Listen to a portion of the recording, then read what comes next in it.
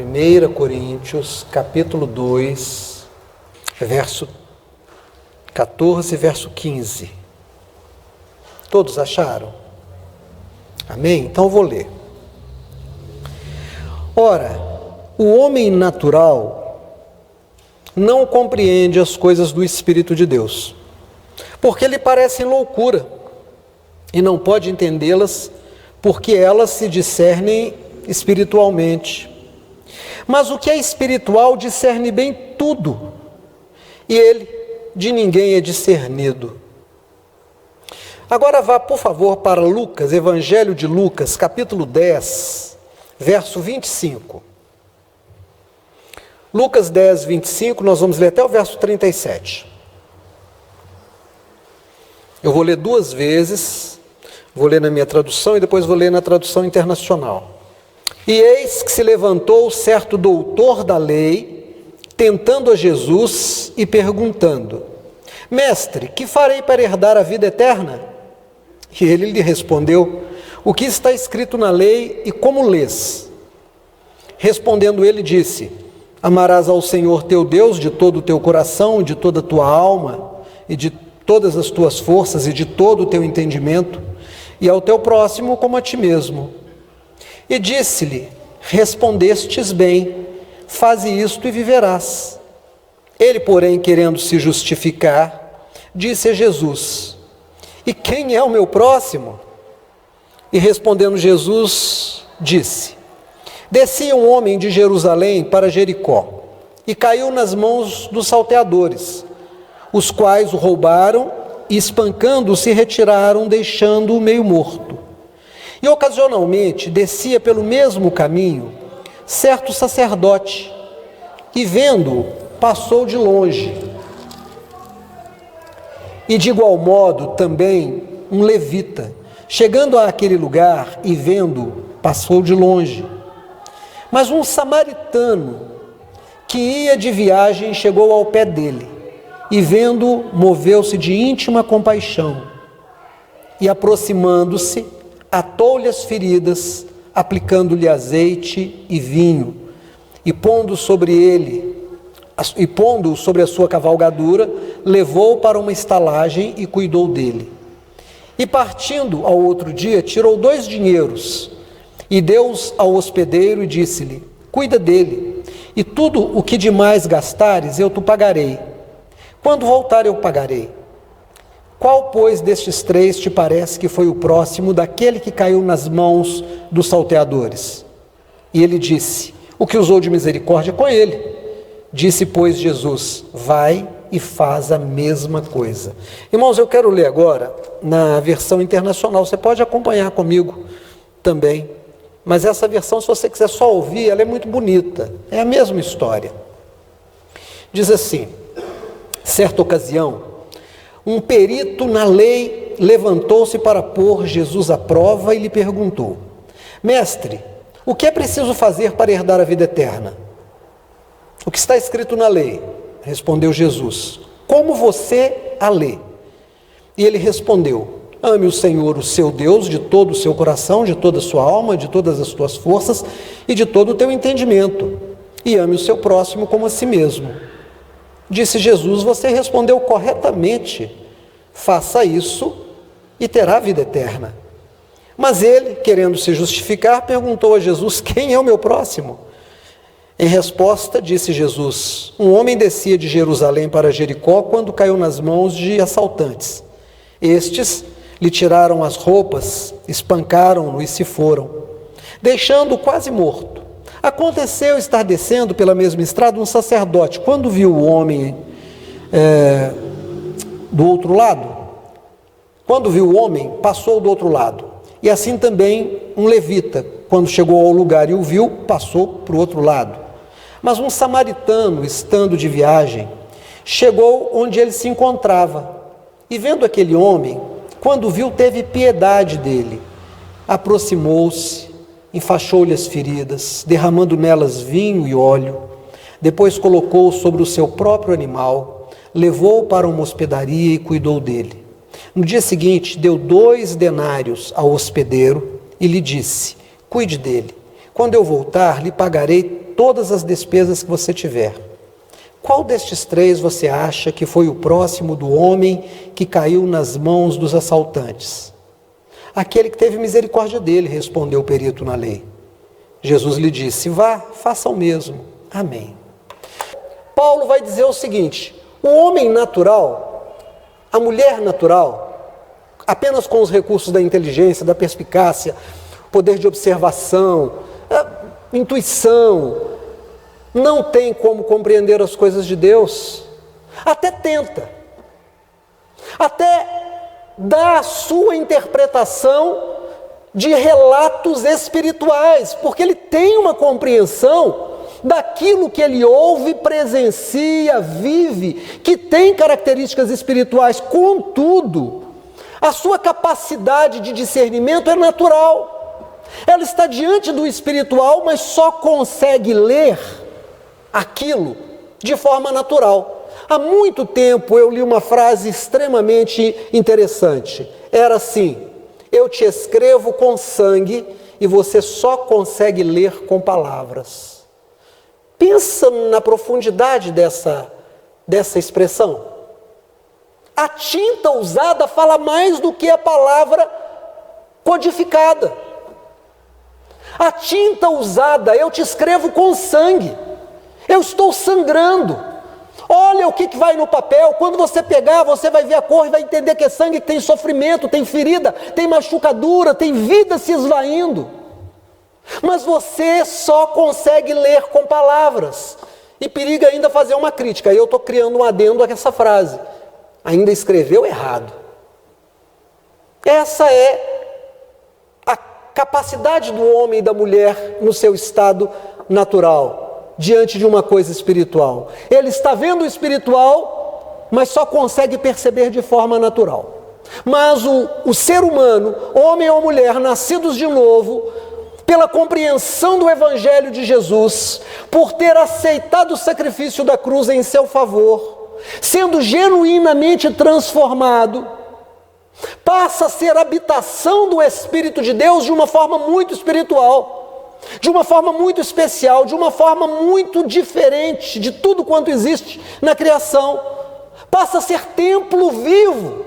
Deus passa a habitar nessa pessoa e dá a ela o que Paulo vai chamar de a mente de Cristo, a capacidade de ler o natural e de ler o espiritual como de fato é. E aí o Paulo diz: essa pessoa não pode ser entendida pelos outros, porque os outros não conseguem ver o que ela está vendo, não conseguem ouvir o que ela está ouvindo, não conseguem viver o que ela está vivendo. É impossível para elas, a não ser que sejam pessoas também nascidas de novo, aí sim. Bom, colocada essa explicação, nós temos um encontro de um homem natural com um homem espiritual. Dois homens vão se encontrar. Um é um homem natural, o outro é um homem espiritual. O homem natural era um doutor da lei. Você sabe que você pode fazer uma graduação. Então, a Carol entra na universidade. Tem uma diferença entre faculdade e universidade. Ela entra numa universidade, que é uma escola muito mais desenvolvida, com muito mais cursos, com professores muito mais capacitados. É uma universidade muito respeitada. Depois que ela termina a graduação dela, ela vai fazer um mestrado. Ela vai se tornar mestre para poder dar aula para outros alunos na graduação. Mas depois de fazer o mestrado, ela vai fazer o doutorado. Ela vai se tornar doutora naquela matéria para que ela possa ensinar os mestres, para que ela possa desenvolver teorias. Então veja, quando fala-se doutor, a essência da palavra está dizendo alguém que tem um conhecimento profundo e amplo de dado assunto. Jesus é o homem espiritual, porque Jesus é perfeitamente homem, irmãos. Jesus é Deus eternamente. Quando você chegar na glória e você quiser conhecer Deus, você vai ser apresentado a Jesus. Jesus é a imagem exata do Deus invisível. Jesus é a expressão perfeita do Pai. Não existe um Deus Pai para você conhecer. O Deus Pai, o Deus Espírito Santo estão na pessoa de Jesus. Por isso Filipe, em João capítulo 14, pede a Jesus: mostra-nos o Pai, e isso nos bastará. E Jesus responde: Filipe, há tanto tempo estou convosco e vocês não me conhecem, quem vê a mim vê o Pai. Então Jesus é o homem espiritual. Mas ele é também homem natural naquela circunstância. Nascido de Maria, Maria descendente de Adão, Jesus filho de Adão, filho do homem, homem perfeito, homem que carrega a essência da natureza humana. Jesus é homem perfeito, Deus perfeito. Jesus é o sumo sacerdote, o mais alto sacerdote, aquele que se assentou no trono, aquele que julgará todas as coisas, aquele que vencerá o mal, aquele que voltará para resgatar a sua igreja. Jesus é o homem perfeito, o homem espiritual. Conhece, compreende todas as coisas, mas tem no caminho dele o homem natural. Jesus não era um mestre da lei. Jesus não era um doutor da lei. Jesus não tinha feito os cursos que deveria torná-lo um doutor, um mestre. Mas ele era um rabi, como muitos sabiam. O rabi significa mestre que vem da prática, mestre que vem da vivência, mestre que vem da experiência do dia a dia, com aquela disciplina, com aquele assunto. Com 12 anos de idade, a Bíblia nos diz que Jesus já discutia no templo com os doutores da lei. Mas ele não fez uma carreira didática, teológica para se tornar um sacerdote. Ele era da tribo de Judá. Ele não era da tribo de Levi. Mas ele era um mestre de vida prática, um mestre de vivência. Esse homem espiritual que não tem uma graduação, que não tem um mestrado, que não tem um doutorado, vai se encontrar com um homem natural.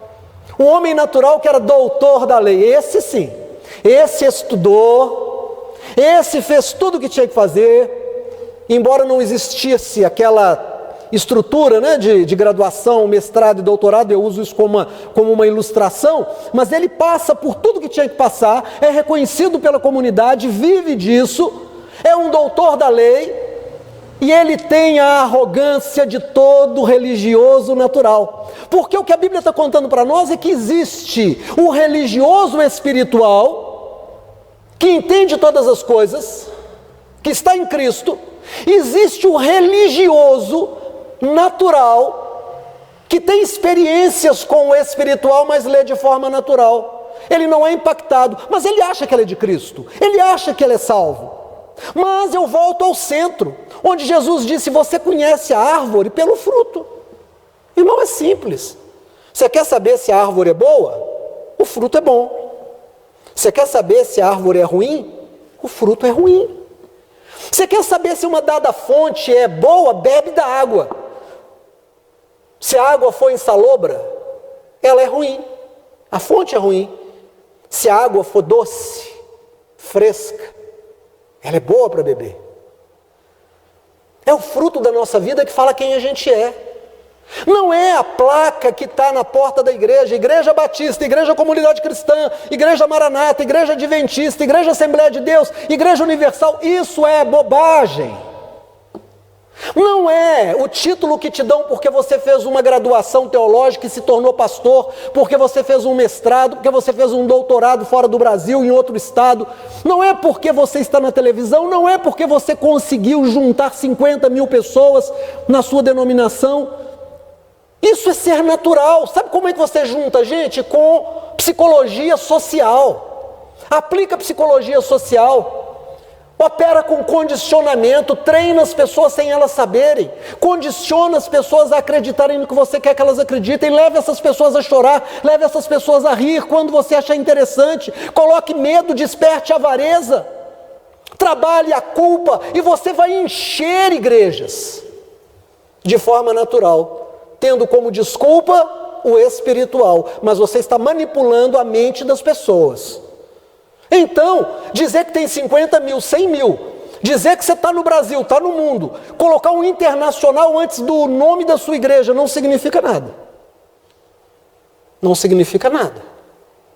Mas quando você tem alguém que mentia e não mente mais, quando você tem alguém que traía e não trai mais, quando você tem alguém que tem misericórdia pelo que sofre, quando você tem alguém que tem empatia por aquele que está numa situação difícil, quando você tem alguém que, podendo fazer o mal como troco a alguém que lhe deu prejuízo, que lhe insultou, que lhe magoou, e essa pessoa ultrapassa isso, estende a mão e ajuda, quando você tem alguém que te fez o mal, mas você fala bem dela, quando você julga que é seu dever ser sal e ser luz, como eu gosto de dizer usando a expressão bíblica, você tem uma experiência com Deus. Você tem uma experiência com Deus. Quando você consegue fechar os olhos e verdadeiramente ter uma experiência de gozo espiritual, chorar na presença de Deus, falar com Ele, sentir que Ele está ali, e é maravilhoso. Mas quando você abre os olhos e encontra alguém que está com fome, que não tem casa, quando você encontra alguém que é marginalizado, perseguido, violentado, e você consegue ver Deus na face dessa pessoa, e você condói-se com ela, e você a ajuda, você tem uma experiência tremenda com Deus. Tremenda. Você é espiritual, você entende as coisas espirituais. Quando você é religioso e tem muito tempo de casa, quando você é um dizimista, quando você canta no coral, quando você é pastor, mas morre de medo de morrer, você é simplesmente um homem natural, uma pessoa natural. Porque de verdade você não teve uma experiência com conhecer o Deus da vida eterna. Mas quando para você a morte é uma vírgula na sua vida, quando você sabe que todo aquele que vive e crê em Cristo, ainda que esteja morto, viverá eternamente, e a morte para você é alguma coisa tão natural como tomar banho, como almoçar, como ir ali na venda e voltar, você tem uma experiência com Deus. Quando você entende que você tem uma função como pai, como marido, como esposa, como funcionário, como empresário, como governante, como força de segurança, como alguém da educação, e você faz isso para Cristo, quando você faz isso como um culto a Deus, quando você faz isso no temor do Senhor, você tem uma experiência com Deus. Mas quando você usa Deus para que você possa ter uma casa maior, apenas, um carro melhor, apenas, uma profissão que te renda mais, apenas, você não conhece a Deus. É um homem natural. Bom, o que acontece com os homens naturais e os homens espirituais? O que acontece com as mulheres naturais e as mulheres espirituais? Normalmente os homens e mulheres espirituais não estão preocupados em dar demonstrações da sua espiritualidade. Para quê? O que a mão esquerda fizer, a direita não precisa ficar sabendo. É tão natural para ele ou para ela fazer o que tem que fazer. É tão natural vir à igreja. Não precisa do pastor cobrar, porque o espírito dele quer estar com os irmãos, o espírito dela quer estar na casa do Pai. É tão natural ser dizimista, porque ele entende que ele não está trazendo 10%, ele está ficando com 90%. É diferente, irmão. Ela não tira 10% do que ganhou e entrega na igreja para o pastor. Não. Ela sabe que Deus deu a ela 90% e ela fica tão feliz porque ela está com os 90%. É completamente diferente. Ela evangeliza, não para poder dizer para os outros que ganhou almas. Ela evangeliza porque é como uma rosa que exala perfume. A rosa só exala perfume porque é rosa. Se fosse manjericão, não exalava perfume de rosa. Mas é rosa, então exala perfume de rosa. O cristão evangeliza porque a sua natureza é evangelizar, é ser evangelista. Fala de Jesus. Não fala de Jesus para brigar com a religião do outro. Olha aqui para mim em nome de Jesus, um cristão de verdade, alguém que conhece a Cristo, não fala mal da macumba. Não fala mal do espiritismo. Não fala mal das outras religiões. Mas reconhece e denuncia os crimes, as mentiras e os erros da sua própria religião. Passa a navalha na sua carne, mas na carne dos outros não.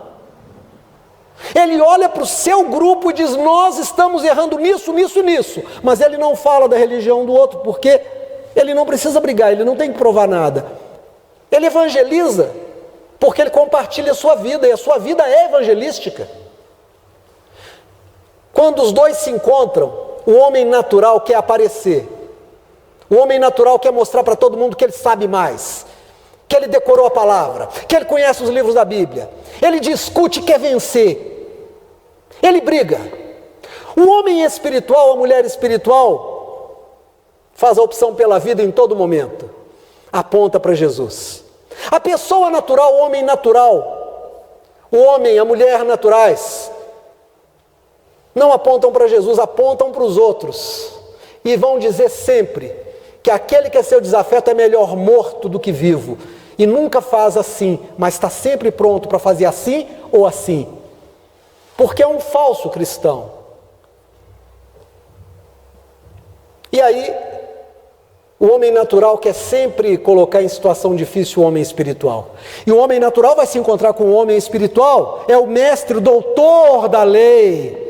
Doutor, ele gostava de ser chamado de doutor da lei. E ele vai se encontrar com o rabi. E ele quer pegar esse rabi, a Bíblia diz, ele queria pegar Jesus numa situação difícil.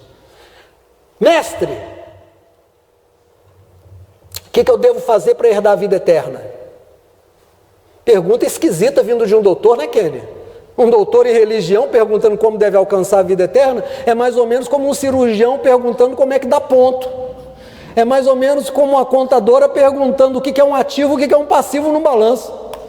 É mais ou menos como um militar perguntando o que é um soldado e um cabo. Não tem sentido. A pergunta foi maliciosa, capciosa, maldosa. O que eu devo fazer para herdar a vida eterna? Irmãos, mas Jesus é lindo, Jesus é maravilhoso. Jesus fez duas perguntas que eu preciso fazer para você. Eu quero que você seja inteligente para pensar nelas, não para me responder, mas responder para você. O que a lei de Deus diz sobre este assunto? E como é que você interpreta? São duas coisas diferentes. O que é que a lei diz? O que é que a lei diz? Como é que você interpreta o que a lei diz? Porque é a interpretação do que a lei diz que faz com que eu seja natural ou com que eu seja espiritual. É simples. Não adianta colocar João 8,32 na boca e conhecereis a verdade e ela vos libertará. Isso é a palavra. Como é que você lê esse versículo? Você lê esse versículo como poder de persuasão de uma massa emburrecida?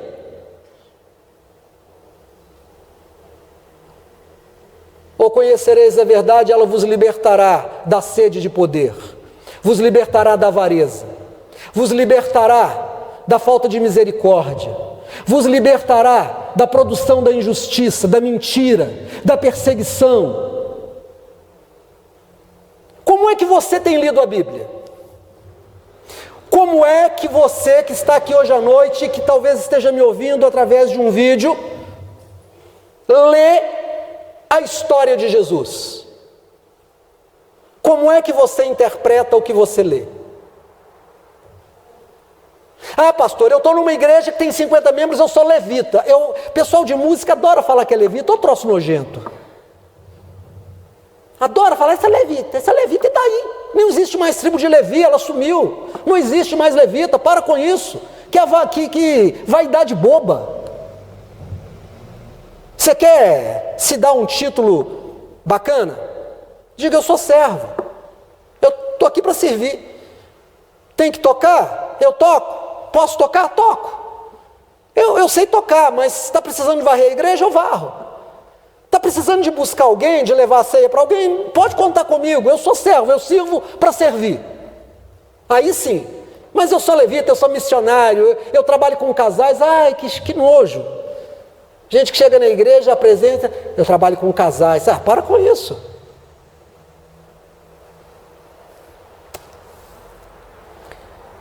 O que eu devo fazer para herdar a vida eterna? Como você lê e como você interpreta? Como você interpreta? E ele disse: bom, Senhor, eu digo assim, amar a Deus com toda a sua força, com todo o seu entendimento, com toda a sua alma. Ele respondendo para Jesus: com toda a sua vontade, com todo o seu desejo, com toda a sua paixão. E eu ainda diria, amar o próximo como a ti mesmo. Eu acho que é isso. E Jesus não esticou prosa. Jesus devia ser mineiro, porque tem um ditado que diz que mineiro não estica prosa com estranho. Jesus não esticou prosa com aquele estranho, não. Falou: faz isso e você vai entrar no reino dos céus. Irmãos, olha que coisa interessante. Ame a Deus de todo o seu coração. Tempo atrás eu saí para tomar um café com uma amiga minha, que eu gosto muito, uma mulher muito inteligente, muito simples, muito humilde, vem lá de baixo, mas com uma sabedoria muito legal. E a gente estava conversando e ela disse assim: eu tenho uma tia que me falou que homem apaixonado vai longe. Não sei, vocês mulheres talvez possam esclarecer. É verdade? É verdade, Luana? Você acha que é verdade? Homem apaixonado vai longe? Eu me lembro do pastor, acho que foi o Sá Nogueira, que foi um pastor da igreja do Nazareno. Eu não sei se foi ele, acredito que tenha sido. Se não foi um outro da igreja do Nazareno, eu era de lá, assim que me converti. E eu lembro dele falando do filho dele, que atravessava a cidade de São Paulo para levar a namorada para casa. Ia para o culto na igreja dela, atravessava a cidade para ir lá na casa dela. Depois pegava o último ônibus e voltava. Chegava. Eu lembro do Felipe indo lá em casa. Gente, eu morava em Santa Luzia. Quantas vezes eu deixei o Felipe para pegar o ônibus, o último ônibus para vir embora? Homem apaixonado vai longe. Eu perguntei para ela: e mulher apaixonada? Aí ela me respondeu: isso minha tia não me contou, não. Fiquei sem saber o que a tia dela acha. Pessoa apaixonada por Jesus vai longe para encontrar com Jesus. Pessoa apaixonada por Jesus não perde o culto por nada, não deixa de ler a Bíblia por nada, não deixa de orar por nada, não deixa de ter esperança por nada, porque é apaixonado por Jesus. Jesus disse para ele: faz isso, ama a Deus sobre todas as coisas. Mas o segundo mandamento é tão importante como o primeiro: ame o teu próximo como a ti mesmo, porque não dá para ser cristão e não viver o cristianismo em relação ao próximo. E você talvez vai perguntar: pastor Ademir, quem é o meu próximo? E eu vou dizer para você: leia a Bíblia, porque esse homem fez para Jesus essa pergunta: quem é o meu próximo? Porque ele ficou sem graça. E aí Jesus, esperto como é e era naquela ocasião, disse: eu vou contar uma história. Um certo homem vinha descendo por uma estrada de Jerusalém para Jericó. Jerusalém é a cidade da paz, Jericó a cidade do perfume, perfumada. Até parece que vai cheirar alguma coisa dessa história, vai dar um cheiro nisso. E ele é tomado por assaltantes. Os assaltantes batem muito nele até quase matá-lo. E para não fazer facilidade para que ele pudesse voltar à estrada, arrancam a roupa dele deixando-o pelado, de tal maneira que se ele conseguisse recobrar a consciência, ele ficaria tímido e daria a eles tempo de fugir. Eu imagino na história de Jesus. Estou imaginando aqui psicologia forense, né? A gente já pensando na cabeça do bandido, psicologia criminal. E aí passa um sacerdote, irmão, na estrutura religiosa judaica, o sacerdote era o homem mais espiritual, mas esse sacerdote que passa não era homem espiritual. Ele era sacerdote, era religioso, era importante na religião, mas ele era homem natural. Ele olha e de longe ele conclui que aquele homem estava morto. Não adianta salgar carne podre. Adianta, Dudu? Não, já apodreceu. Então ele passa longe, vai embora. Mas ele é sacerdote. E aí para os levitas, né, que estão aqui ouvindo e aqueles que vão ouvir pela internet, que adoram falar que são levitas, Jesus dá uma cutucada na vaidade e diz: passou também um levita. Olhou de longe e se antecipou e disse: está morto. Não adianta fazer mais nada, já morreu. Vou embora. Foi embora. E aí Jesus dá o golpe fatal. Passou um samaritano. Irmão, presta atenção. Se fosse hoje, talvez Jesus ia dizer assim: e passou uma drag queen, e passou um maconheiro, e passou um traficante, e passou alguém de má fama. Olhou aquele corpo e disse: deixa eu ver o que é isso. Reparou que ele respirava, que ele gemia, mas que ele não tinha forças para andar. Como esse que descia vinha a cavalo, levou o cavalo até lá, pegou aquele corpo, colocou sobre o próprio cavalo e foi a pé, puxando o cavalo com aquele corpo deitado, meio cena de bang bang. Já viu bang bang, quando alguém toma um tiro e o cara vai receber o prêmio e coloca aquele corpo assim no cavalo? Eu imagino uma cena dessa. E ele chega lá na hospedaria, mas antes ele trata. Ele coloca vinho e coloca azeite. Azeite, símbolo do Espírito Santo. Vinho, símbolo do sangue de Jesus. Teologicamente está errado eu fazer essa comparação. Hermeneuticamente eu não tenho base nenhuma para fazer essa comparação. Naturalmente, com todos os recursos da hermenêutica, da homilética, eu não posso fazer essa comparação. Mas espiritualmente, Jesus não falou isso à toa. O vinho é símbolo do sangue de Jesus, misericórdia. O azeite é símbolo do poder do Espírito Santo, que renova, dá vida em abundância. Ele derrama sobre aquele homem o sangue de Jesus, ele derrama sobre aquele homem o poder do Espírito Santo, que vem da misericórdia de alguém que é espiritualmente nascido de novo, vivo em Cristo. Os teólogos vão dizer que eu estou errado. Para eles, estou nem aí. Leva, chega na hospedaria, gasta, chama o moço e diz: olha, eu não posso ficar aqui, eu tenho que continuar a minha vida e trabalhar. Está aqui um dinheiro para você gastar com ele, e eu volto dessa viagem e passo aqui. Se você tiver gastado mais do que isso, pode tirar a nota que eu te pago. Irmão, aqui eu quero colocar algumas coisas.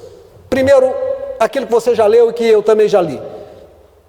Jesus pergunta para ele: quem foi o próximo desse homem que foi tomado pelos bandidos? E aquele doutor da lei é obrigado a dizer que foi o samaritano, que não foi o levita, que não foi o sacerdote. Ele foi obrigado a entender que espiritualmente, olha aqui para mim em nome de Jesus, não interessa você dizer que é crente há 30 anos, que é da igreja A, B ou C, que é dizimista, que é pastor, que é missionário, que é professor de escola dominical, isso tudo é nada. Jesus pega a cordinha da descarga e dá descarga nisso tudo quando você não tem vida com Ele. Mas quando você pode ser o que for, você tem misericórdia pelo outro, você tem temor de Deus, você pode até dizer que você é ateu, você está cheio do Espírito Santo. Jesus está em você, mesmo que você o chame por outro nome. E eu vou te falar, Jesus tem muitos nomes. Nós somos hoje mais de 7 bilhões de pessoas no mundo, 2 bilhões e um pouquinho são cristãos. Será que a verdade é só dos cristãos? Será que 5 bilhões e tanto de pessoas estão erradas? Somente nós é que temos a verdade de Deus? Será que Deus é tão pequeno que só cabe em 1/4 da população do mundo? Claro que não. Ele se permite ser chamado por muitos nomes, ele coloca pão, ele manda sol, chuva, ele dá cura em todos os lugares da terra, em todos os tempos, porque ele é o Pai de todos os homens. Ele é obrigado a dizer: foi o samaritano. O samaritano, Jesus disse: vai e faze o mesmo. Irmão, nessa noite, Jesus está dizendo para mim, Ademir de Brito, e está dizendo para você que está aqui: viva uma religião de misericórdia, viva uma religião de serviço ao outro, viva uma religião de denunciar a hipocrisia religiosa na sua religião.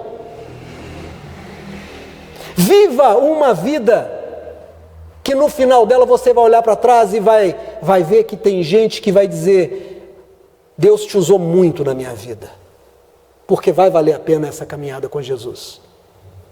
E aí eu quero chamar a atenção porque não está escrito aqui. Deixa eu te contar uma coisa em nome de Jesus. Tudo que é vivo produz.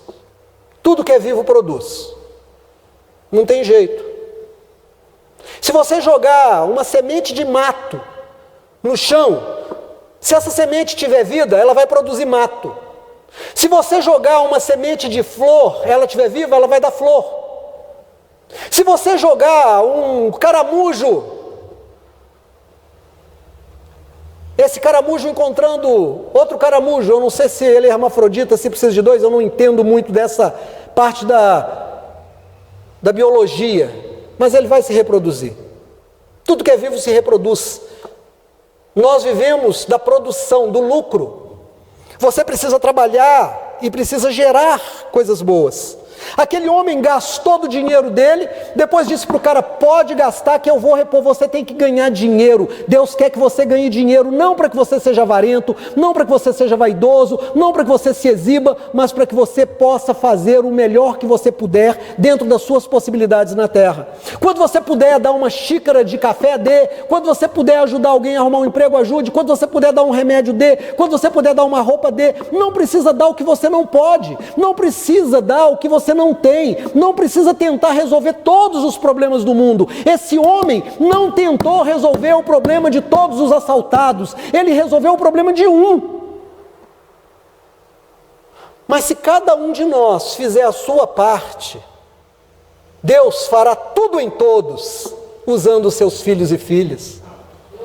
Deus quer te abençoar, Deus quer te fazer produzir, Deus quer te fazer ser próspero. Já é a vontade dele. Meu irmão, minha irmã, eu sou piloto de parapente, já não vou há algum tempo, é verdade, mas sou.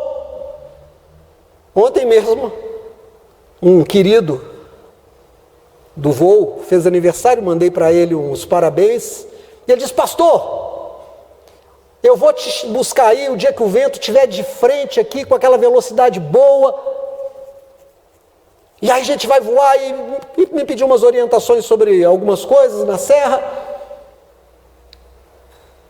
Mas sabe por que eu estou te falando isso? Porque a gente só pode voar se tiver vento. Você chega na rampa, você tem que olhar para a biruta. A biruta parece aquele coador de café comprido que fica, sabe? Se não tiver vento, ela fica para baixo. Você fica lá 2, 3, 4, 5, 10 horas, desiste e vai embora, porque não tem como voar. O vento não está ali. Mas quando tem o vento, a biruta enche. Você coloca a vela na cabeça, ela abre. E você entra em voo. O vento do Espírito Santo quer te empurrar para frente e para cima. O vento do Espírito Santo quer suprir as suas necessidades. Não tenha medo da miséria, não tenha medo da pobreza, não tenha medo de estudar, de aprender, de crescer, de produzir. Deus está mandando o vento do Espírito para fazer com que você possa progredir na vida, para que você possa fazer o que esse samaritano fez, ser uma bênção na vida dos outros. E Deus não espera que você faça tudo por todo mundo, mas que você só faça a sua parte. Amém? Quantos entenderam isso? Entendeu mesmo?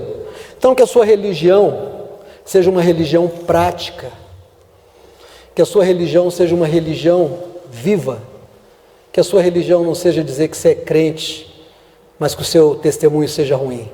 Não. Que você possa dizer que você é nascido de novo e que você ama fazer a obra de Deus de verdade. Fique de pé em nome de Jesus.